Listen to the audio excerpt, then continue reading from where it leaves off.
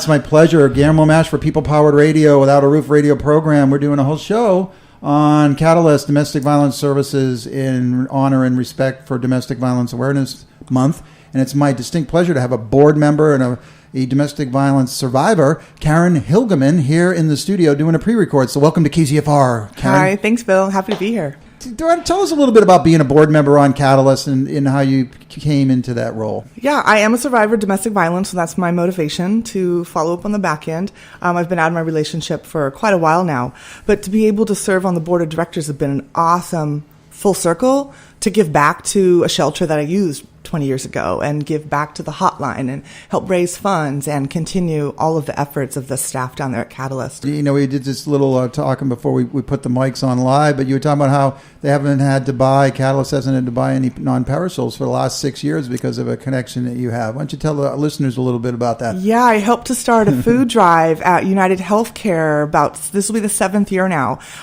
There are 400 employees out there on 20th Street at United Healthcare, and we do a food drive every year. For the month of September, we have little contests between teams to see who can raise the most food. So by the end of it all, we donate it to Catalyst. We have a big presentation and it's televised. This year we pulled 3,100 pounds of food. That fills the pantry at the 28-bed shelter, safe housing at Catalyst for the entire year. So Catalyst has not had to buy groceries.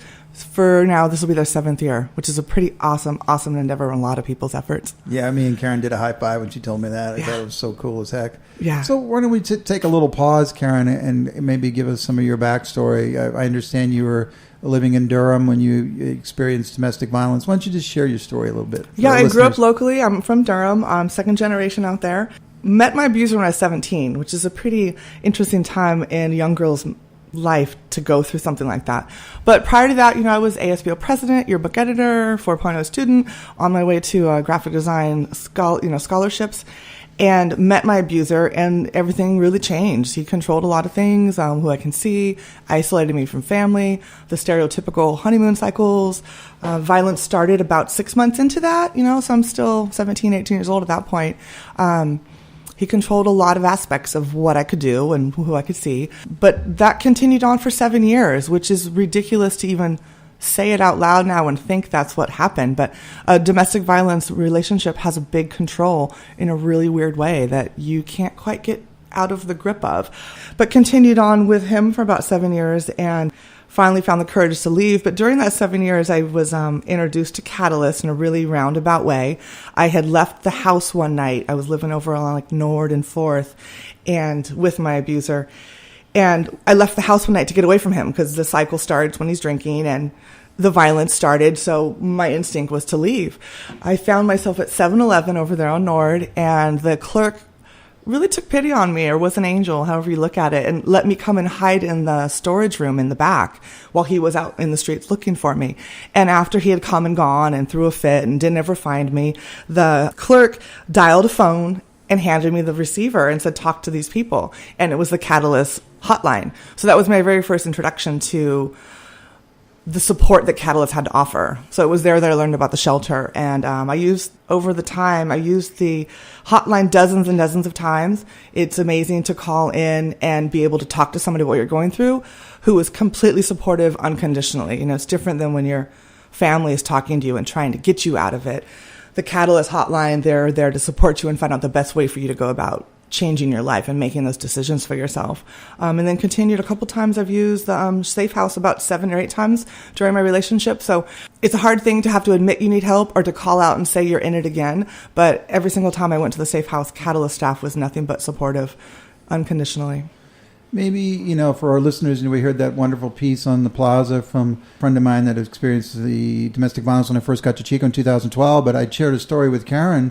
I actually got a little emotional because I remember I could still see the look on her face. A year after I did that interview, we were talking. I had met up with her and another person that was homeless due to domestic violence. They're both housed now. But bottom line is she had this look of horror, like she was looking at the Grim Reaper. And I looked where she was looking, and she was literally looking at a profile. The profile looked very, very similar to her abuser. And it literally brought back all of those fear, all of that anger, all that anxiety. And it just gave me pause that, how hard it is for her and how long she's going to have to deal with it. And you had some stories around that too, I think. Yeah, after I got out of the relationship, I took a couple years to myself just to do some self-help, some counseling, really focusing on my family. They were amazing at the support they gave me afterwards. But there is a weird moment in that transition where you see your abuser on the street and you instantly become fearful. You just freeze. There's those, prickles up your neck. You just know what intense nonsense there used to be. But there was a moment also right around then when I figured out, and I only can compare it to the movie Labyrinth, at the very end of the movie when the main character, she says, "You have no power over me." It was that moment when I kind of realized that this abuser, I was enabling him in some way. I was allowing that to happen to myself. So once I decided this was not what I needed, this is not what I deserved, that this is not a healthy relationship, that's when you realize he has no power over you. So it's kind of then that he just backed away. He never really came after me. He never really followed up. Had a lot of cross paths over the years, and it's just something you have to process and get through, and I'm a stronger person for it now.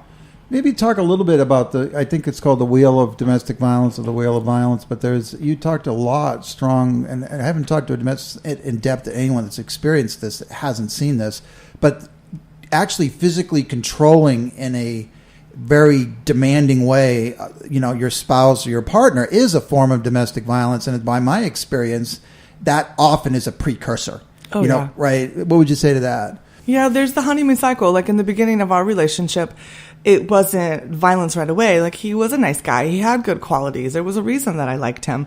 And once that cycle starts, once he can't control his outbursts or his emotions, there'd be a fight, or there'd be a nonsense, there'd be a violence, and then there'd be the sorrow, there'd be the sympathy, the I'm so sorry, and then there's the honeymoon phase where he's bringing flowers and chocolates and couldn't live without me. So it's almost like they keep the carrot dangling in front of you in a way. They probably are sympathetic in their own way, but it continues. It's something they can't control. So I think you experienced homelessness due to fleeing domestic violence. Yeah, we had apartments. We moved about Chico. When neighbors found out there was domestic violence or cops were coming, there was a reason to move. We had room for rent, kind of roommate situations, and that never lasted long because of the intense nonsense you're going through. But then that put us on the road. We lived out of the car, and that seemed totally acceptable at the time, and just continued to move. When people found out what was going on or were aware of it, then we'd go to another town. So, and you said you used the shelter systems here in Chico? I've used the Catalyst shelter systems. Yeah, not with my abuser, but it was a way to escape that night and stay a few days. And yeah, it was a different shelter than they have now, so it's awesome to have helped open this huge, beautiful shelter they have existing currently. So we have a couple of minutes. Man, we spend a minute kind of promoting the board work you do and maybe giving some people some insights on how to get involved with Catalyst. Yeah, the board is an awesome opportunity. We're a pretty strong board right now, but always looking for volunteers. We do fundraising every year with, this year will be our 40th year, so we have a gala coming up at Sierra Nevada Brewery in May. I work with the board, I work with the fundraising. I also speak on the survivor panel that my little sister started in 2007. So I will come in with a few other survivors and we'll speak to the trainees and the volunteers who go through a 40-hour training program. How often do you do the survivor panel? I believe it's quarterly or 2 times a year. Yeah, maybe twice a year. Mm-hmm.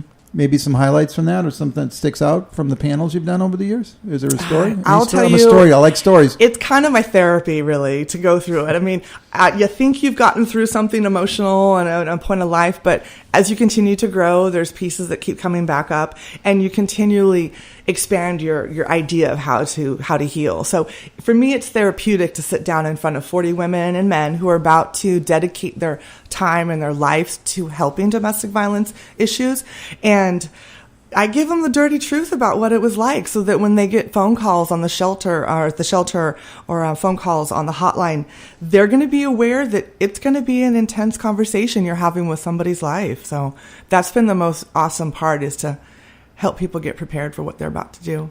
Why don't we end on this note? Give me one word to describe your experience with domestic violence, and then explain a little bit why. A little 60-second narrative. I would say enlightening. Sad to go through it at first, but after it's all over, what doesn't kill you makes you stronger. And I am happy to be where I'm at in life right now. I'm happy to give back to Catalyst in the way I can, and to encourage other people and other groups and organizations to also, connect the dots and help support all these women and men that need our support.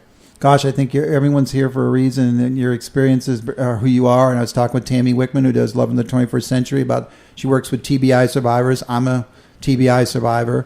You know, I have some personal stories about in my family seeing domestic violence. I mean, all these things prepare us for what we do later in life. Carin, what'd you say to that? I think that's exactly the truth. You're awesome. Yay. Carin, Thank give me you. 5. We'll do 5 I on there. appreciate your time. Yeah, you too.